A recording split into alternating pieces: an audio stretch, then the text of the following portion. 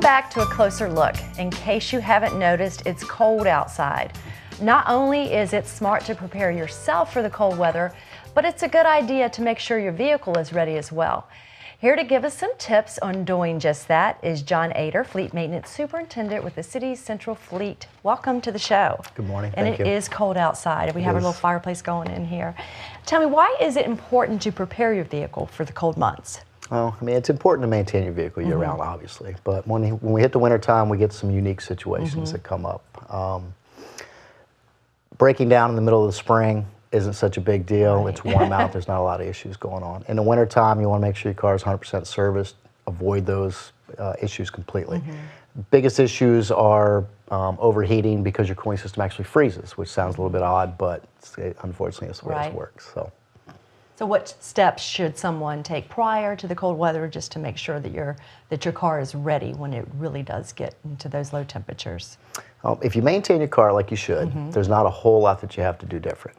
But as a precaution, and what we do at the city garage is we exert a little extra vigilance in checking our cooling system performances, making sure our freeze protection levels are where they need to be, changing all of our washer fluids over to a winter grade washer fluid, a little more careful inspection of our tires, belts, and the obvious stuff that an owner can check themselves. So what is a winter grade washer fluid? I didn't realize there was a difference. There is, and it'll say it right on the bottle. It'll either say winter grade or it'll say -40 is typically what they. So what they do is they add ethanol to it to lower the freeze point or raise the freeze point, whichever way that goes. And you can buy that anywhere? Yeah, all the parts stores have already started stocking it. Usually around October they switch over to a winter grade.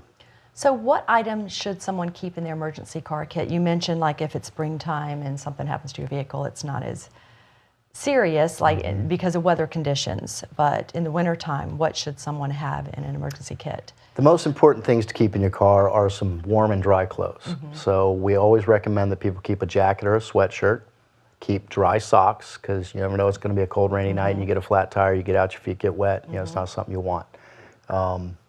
Dry socks, we recommend keeping like some trail mix, some kind of high protein foods in case you have an extended stay on the side of the road.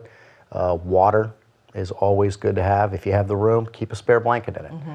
As far as car stuff, you should have a roadside emergency kit. So have some vehicle flares or triangles, something to identify that you're on the side of the road. Have some jumper cables, or even better yet, one of the small jump packs that you can purchase for less than 20 bucks. Because then you don't have to worry about somebody coming along to give you a jump So start. you can do it yourself? Yes. Really? Okay, so I'm learning this. This is good to know. And of course a flashlight, so you can see what you're doing if it's dark. Absolutely, a flashlight.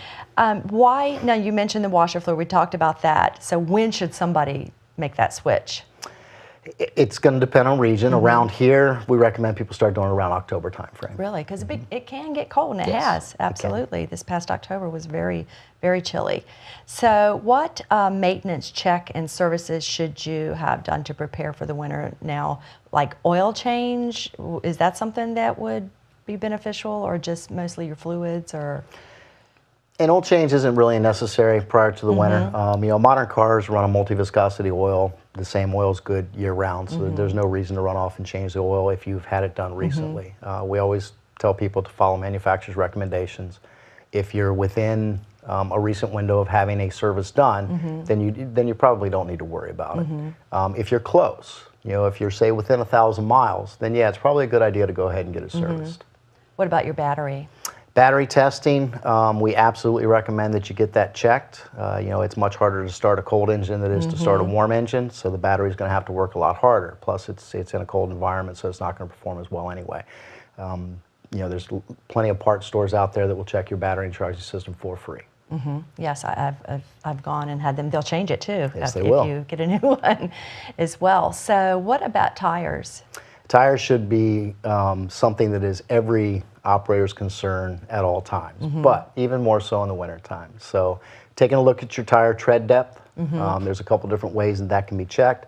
If an owner is unclear of how to check their tires, then we recommend they swing by a tire store and have somebody take a look at them for them. I've always heard like if you put a coin in it. Lincoln's head. There you go. If you do that, then the tread has to be a certain depth. So if you take a penny and you invert it so Lincoln's head is facing towards the tire and you put it in between the treads, as long as the tread depth reaches the top of Lincoln's head, and it's at the minimum spec of 230 seconds.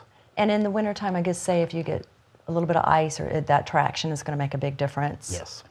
Now, I've heard people say you should keep kitty litter in your vehicle for an emergency. Have you heard that, or do you recommend that? Or it can be beneficial to gain some traction if you're stuck. You know, if you're sitting on ice, the best tires in the world aren't going to get you off of ice. You need traction.